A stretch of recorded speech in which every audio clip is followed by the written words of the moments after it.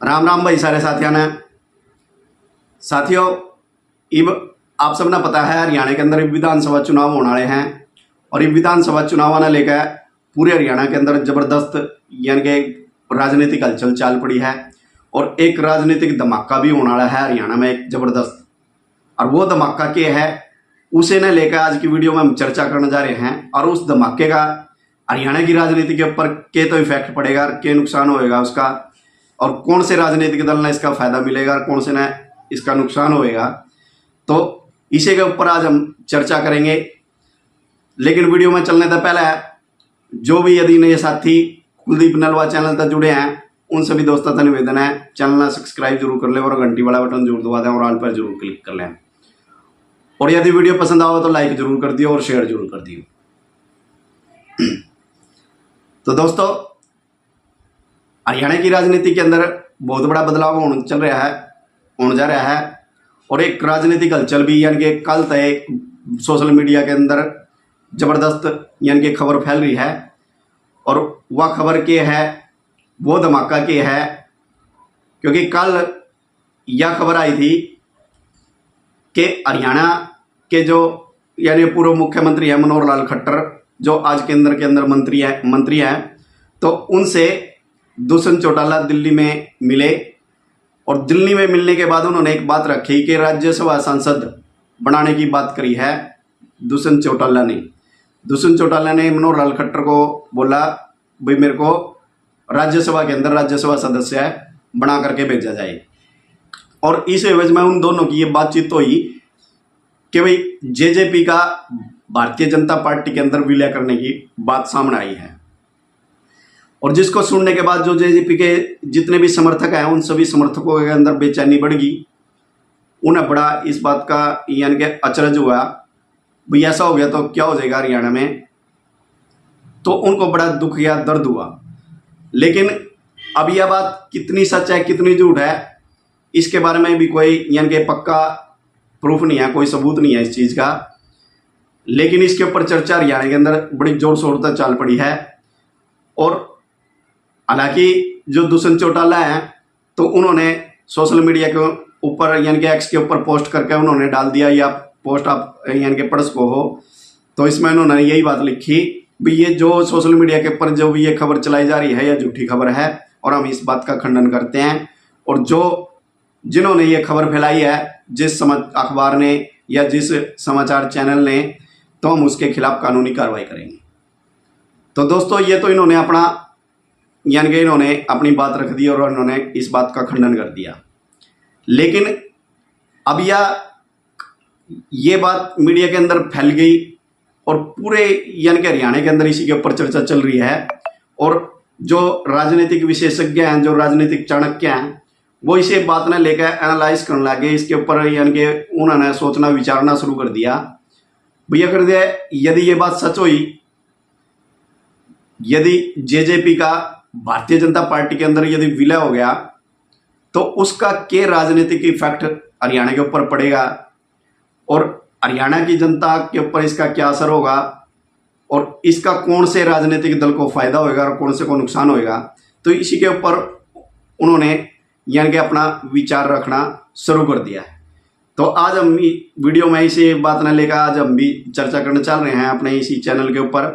और आप इस बात ने लेकर यदि ये बात सच्ची हुई, यदि भारतीय जनता पार्टी के अंदर जेजेपी का विलय होता है, तो आप इस बात को क्या समझते हैं इससे, भाई इससे क्या हरियाणा की राजनीति में कोई बदलाव होगा, क्या परिवर्तन आएगा, जनता इस बात को किस प्रकार से देखेगी, और बीजेपी का यानी कि भारतीय जनता पार्टी का क्या होगा हरियाणा के अंदर, क्या हरियाणा में बीजेपी तीसरी बार सरकार बना पाएगी, तो इसका कितना लाभ भारतीय जनता पार्टी को मिलेगा।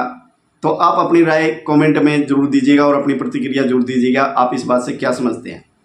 तो बाकी जो राजनीतिक चाणक्य हैं उनका क्या कहना है, तो उनका तो यही बात कहना है, यदि ऐसा होता है, यदि दुष्यंत चौटाला जेजेपी का भारतीय जनता पार्टी के अंदर विलय कर देते हैं तो इसको भारतीय जनता पार्टी को बहुत ज़्यादा लॉस होगा।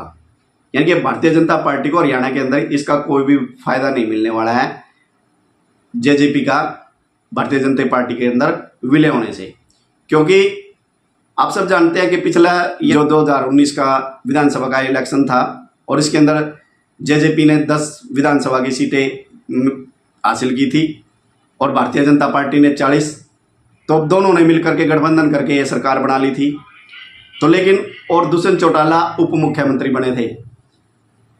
तो लेकिन हरियाणा के अंदर इन 4.5 सालों के अंदर दुष्यंत चौटाला के ऊपर बहुत बड़े आरोप लगे हैं, भ्रष्टाचार के भी आरोप लगे, तो धांधली के भी आरोप लगे।